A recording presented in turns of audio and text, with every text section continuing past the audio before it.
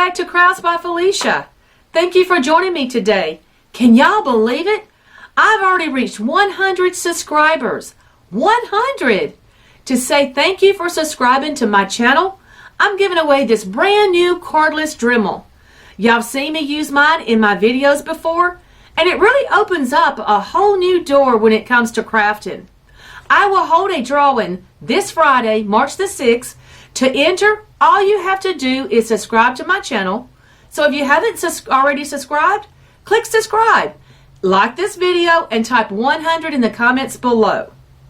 Alright, YouTube crafters, grab your hot coffee or your sweet tea, your hot glue gun, and let's get crafty.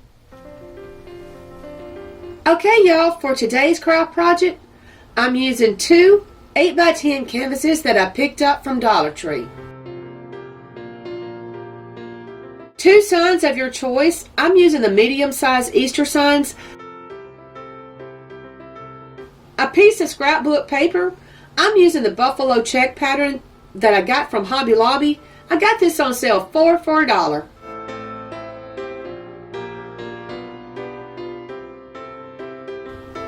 And next, you're going to need some white paint.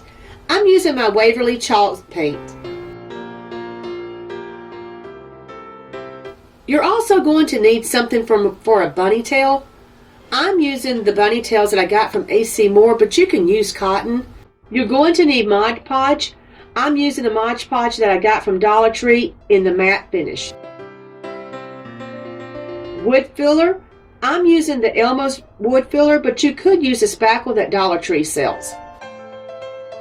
So the first thing that I do is remove the jute twine hangers off of my picture along with the bow tie.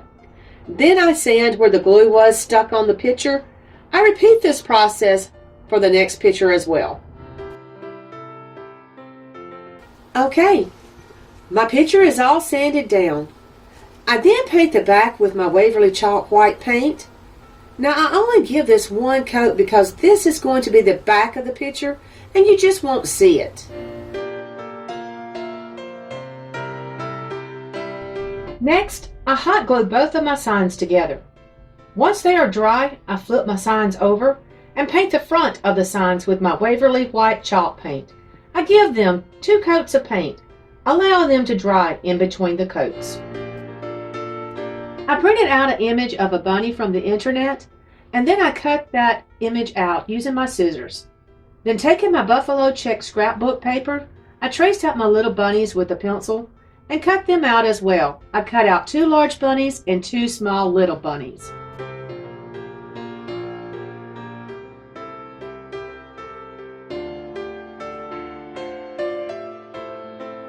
I'm using my ruler to space my bunnies out evenly. Then I Mod Podge my little bunnies on top of my sign.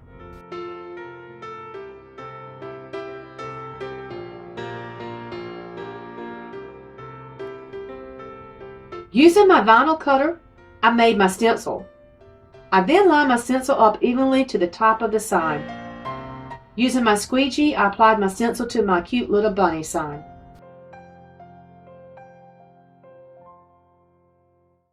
Now it's time to paint my stencil. I have a hint for all y'all. To keep the edges from bleeding when you paint your stencils, you need to lightly paint over your stencil the same color as your background. Here I'm painting over my stencil with my Waverly white chalk paint. Now my white paint has completely dried on my stencil. I'm now taking my Waverly chalk paint in the color ink and I'm painting over it. Fast forward, my black paint is dry. So now I'm going to go ahead and just remove my stencil from my sign. My stencil edges came out nice and crisp, with no bleeding.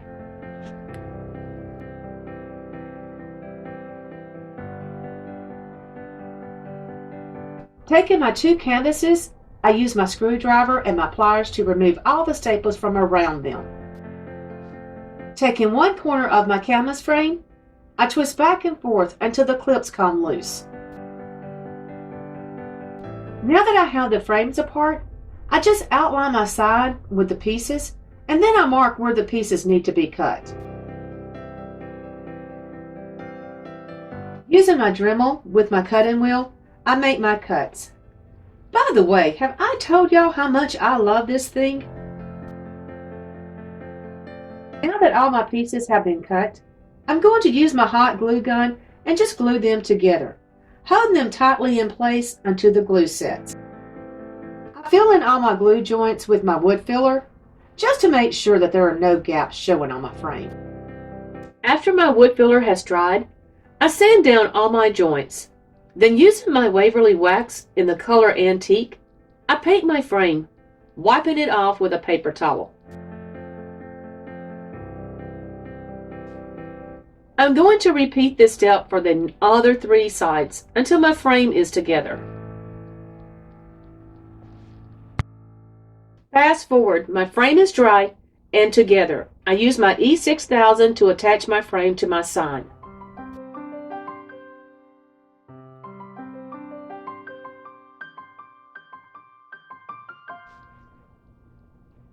Using my hot glue gun, I attach my bunny tails to my little bunnies.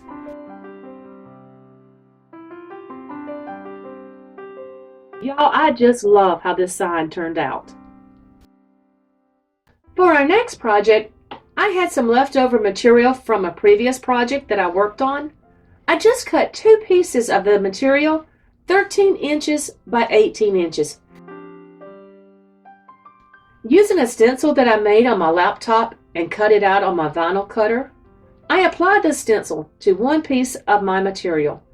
Using some black acrylic paint and a Spouncer sponge, I applied the black paint to my stencil, doing many light coats until I got the desired look that I wanted. After I made sure my paint was completely dry to avoid smudging, I removed my stencil. Using my Heat and Bond Ultra Hold I got from Walmart, I apply it to the top, bottom, and one of the sides, making sure to leave one side open.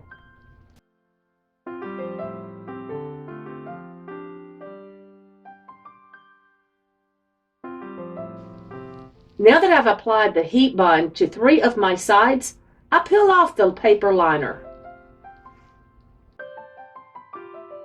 Next, taking my second piece of material, I just lay it over my printed piece of material, making sure that all the edges are lined up as evenly as possible.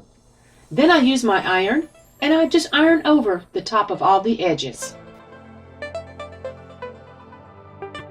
After my seams have bonded and cooled, I just turn my pillow inside out. Using pillow stuffing from a pillow that we no longer use, I just filled the pillow. After my pillow was filled, I folded the open end of my pillow. Then I added the heat bond to the edge and went over it with an iron. I just love how these projects turned out. I really don't know which one is my favorite. What do y'all think? Leave it in the comments below.